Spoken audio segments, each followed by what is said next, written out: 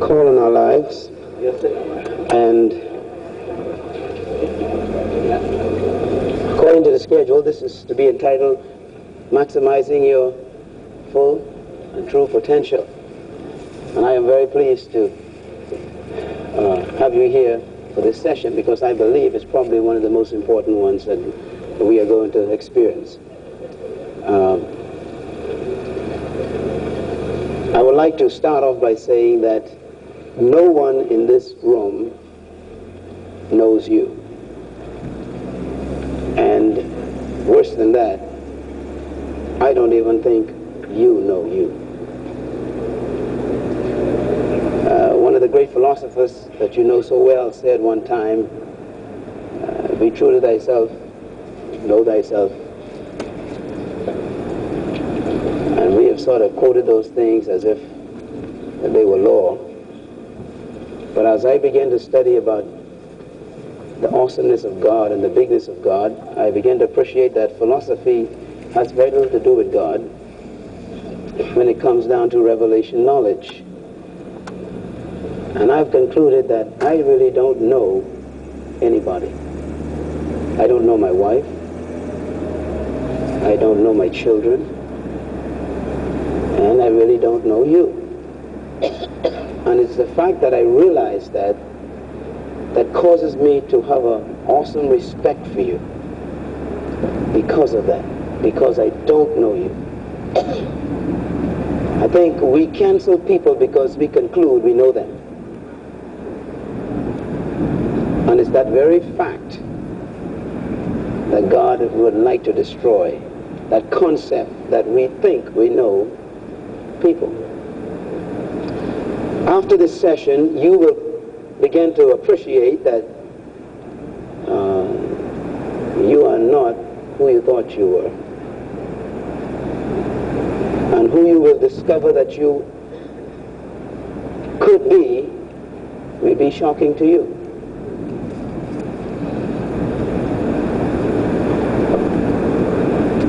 I want to talk, first of all, about some place that all of us are eventually going to end up.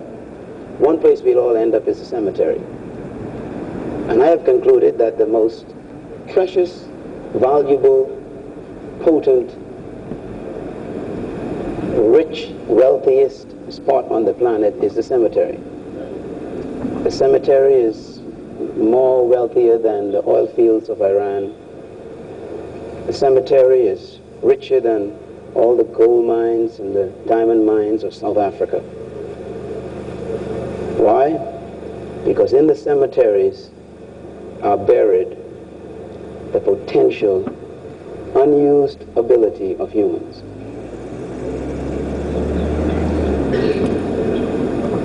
Dreams, visions, ideas are buried, never realized, never experienced, never seen.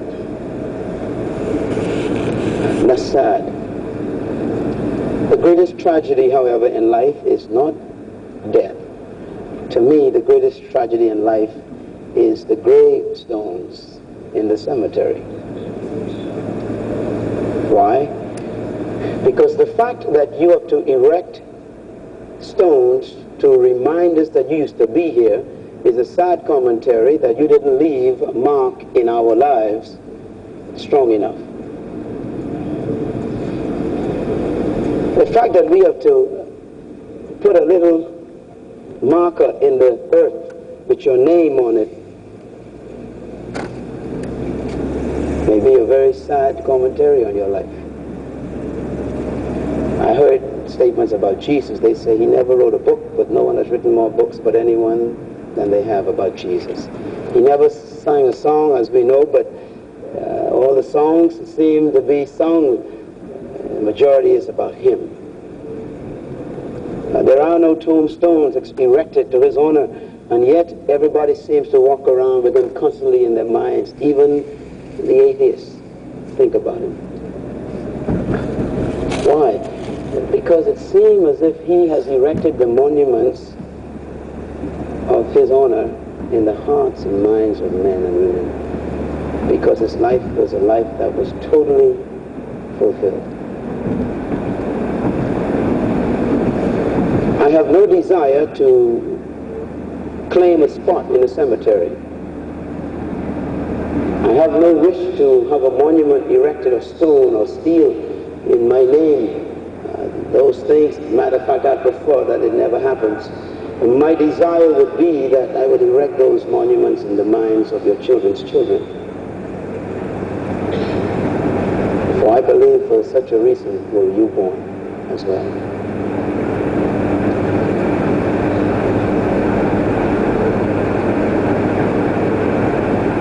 I don't know what my grandfather was, but I'm much more concerned to know what his grandson will be.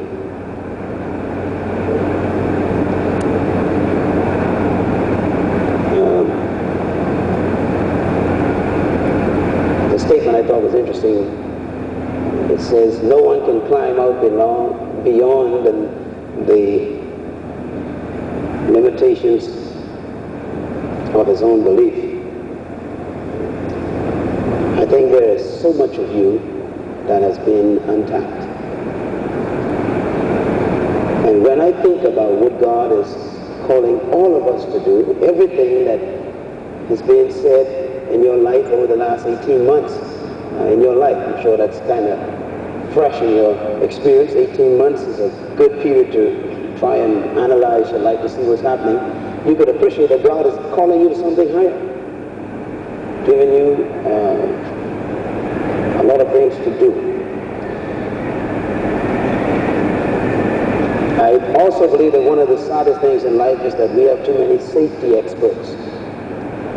To me, a safety expert is somebody who's afraid to do anything until they're sure they could do it.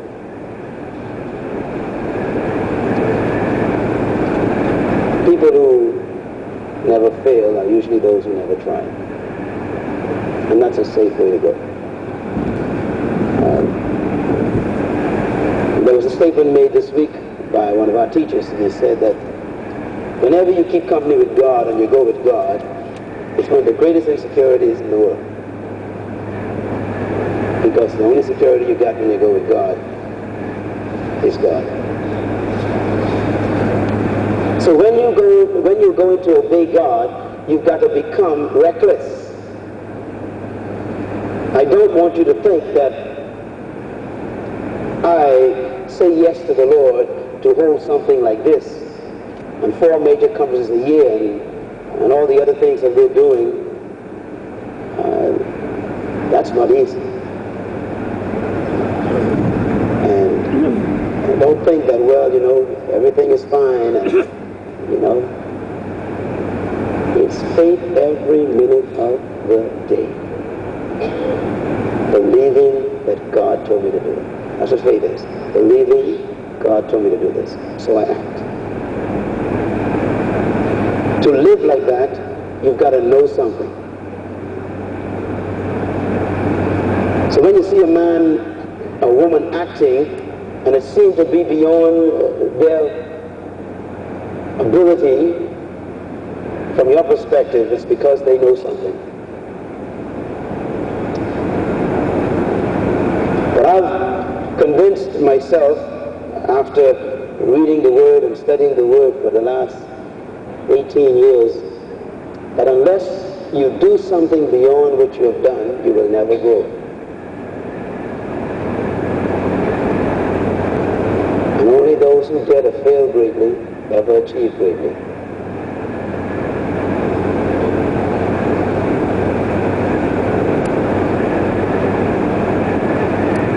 I will want to encourage you that don't let what you cannot do interfere with what you could do. But do not let what you perceive to be your limitations to cause hesitation. This morning I want to take you beyond what you see. Or let's put it this way. I want to take you beyond what you're looking at and let you see some things.